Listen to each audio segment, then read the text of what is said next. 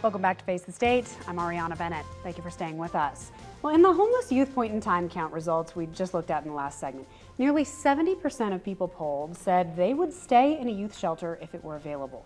Unfortunately, we don't have one in Northern Nevada, so I'm back with Monica Dupay and Michelle Gear. Thank you both again for coming on the show. Thank you. Thank you. Okay, so they would stay in a youth shelter, but they don't want to stay in the regular adult shelter. Tell me why. You can't mix the population. It's really unsafe for our youth. They report that they don't feel safe in the shelter. We know that the older homeless will prey on the younger kids. It's just not a safe thing for them. And they need to be in a place where they feel secure. Our kids often suffer from PTSD. They are all trauma affected. And so they need a place where they can relax that fight or flight response so they can take in extraneous information. Okay. Now, both of your organizations play a role in helping out this population. So, Monica, we'll start with you. Tell me what NYEP does. So Nevada Youth Empowerment Project is an organization that develops and implements residential-based programming for young adults 18 to 24. And so we have a 15-bed facility that we do an independent living curriculum for young women who are willing and capable. And we have some affordable housing beds, and we're interested in creating some more specialized housing to help the youth that kind of land over at the Eddy house, but yet they have nowhere to refer them out to. So we also do the point-in-time count for the city of Reno, and it's really just helped me over the years to really understand the problem at a state level and then at a county level, and then how does the youth fit into that problem. And through that I've been able to help a lot of other people advocate for their piece in the continuum, because our youth continuum is virtually non-existent in Reno. Yeah, and obviously the Eddy House plays a huge role. So for those who aren't familiar, tell me about the Eddy House. So the Eddy House is the central intake and assessment facility for all homeless youth in Northern Nevada. So if you are a homeless kid living on the streets that is non-system, meaning you're not connected to an organization, a government agency, another nonprofit, you come to the Eddy House. It's all word of mouth. As I mentioned, we saw 769 kids last year. We focused on those soft skills first. Everything we do is relationship-based. We do care and comfort services initially, so food, clothing, showers, and a safe place to be. And then we bring in programming. We partner with about 25 agencies around Northern Nevada. I don't want to be an expert in everything. I need to bring in the experts. So they do everything from healthy relationships groups to mental health processing to art therapy, music therapy, substance abuse, counseling, you name it. And then there's a little bit of a rub, though, because while what you guys do is hugely impactful, you do not have the facility to keep people overnight. So at the end of the day, tell me what happens. So we are open Monday through Friday only, 10 to 5. At 5, we release our kids back out onto the street and hope that they make it back the next day. We are not open on weekends. It is a funding issue. This has not been a priority in our community, even though this is a growing problem.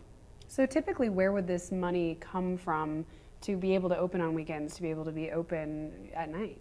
Right now we're privately funded, so we get a lot of funding through foundation grants and through the community. The community has been incredibly generous to Eddy House. I think the community really cares.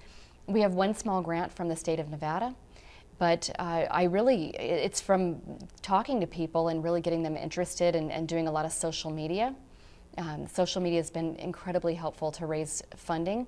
We need more because we have to have a 24-hour facility. We need a safe place for these kids to get off the street. Basically, the Eddy House should be funded with government money. They are the capture-all for the homeless youth that are going in. They're the centralized intake, similarly to the VOA and how the VOA is the centralized intake for all homeless adults, and they're receiving a substantial amount of city, county, and state funding. Eddy House should also be receiving a substantial amount of city, county, and state funding.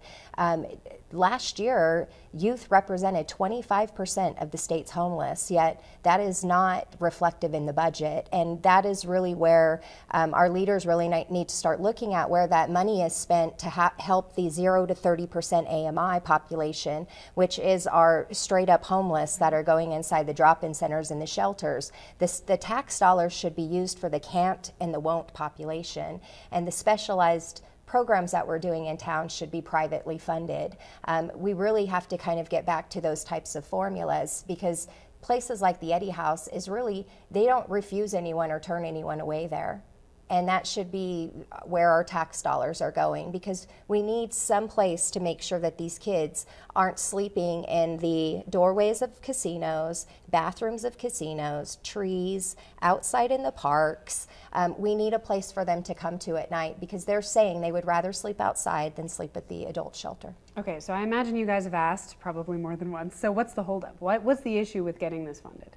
I don't know what the issue is, to be honest with you. I just think that there isn't the political will, and I think the community doesn't understand.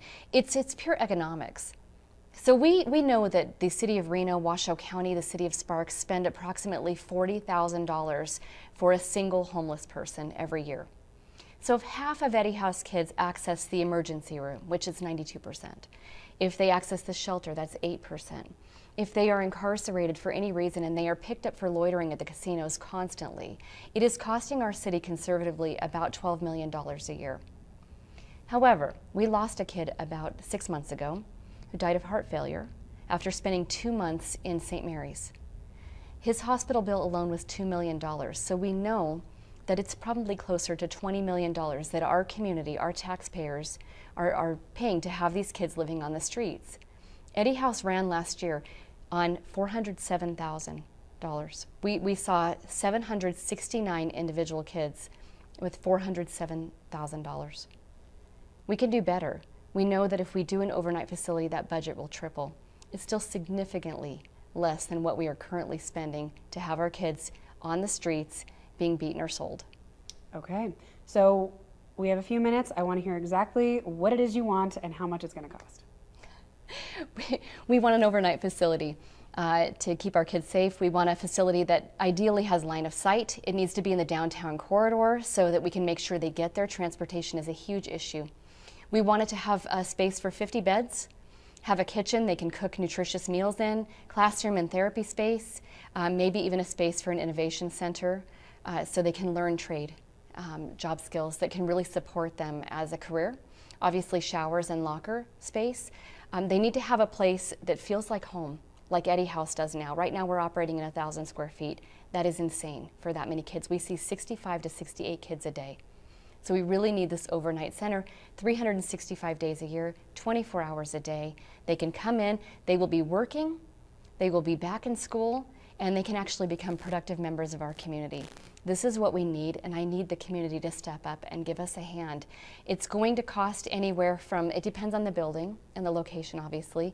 With the rising cost of real estate, it's going to cost anywhere from $2 to $3 million to get us up and running, and then about $1.2 million a year for that 24 hours a day, fully staffed, getting these kids on their feet and be productive adults.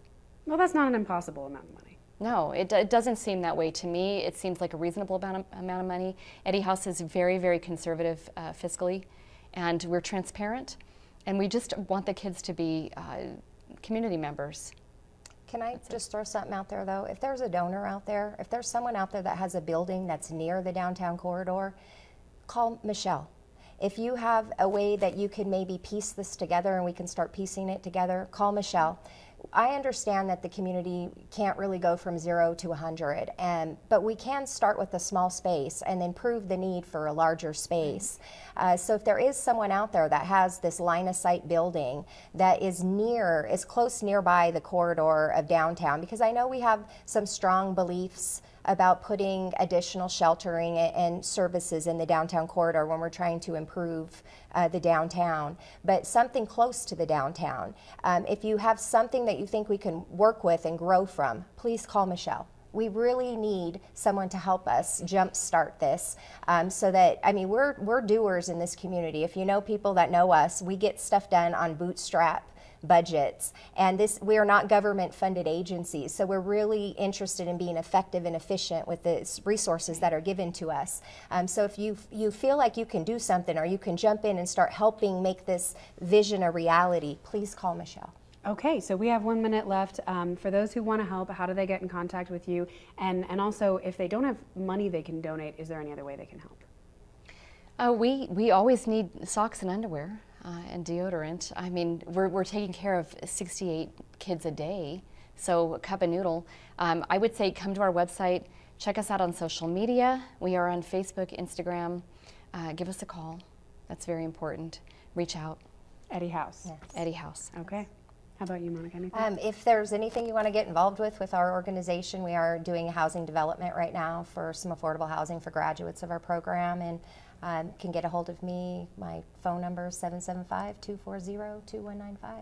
All right, both of you, thank you so much for the work you're doing in the community. Appreciate you coming on the show. Thank you. All right, well, that's it for this episode of Face the State. But for more information or to see past episodes, you can just head to our website. That's ktvn.com. Thank you so much for being with us. We'll see you next week.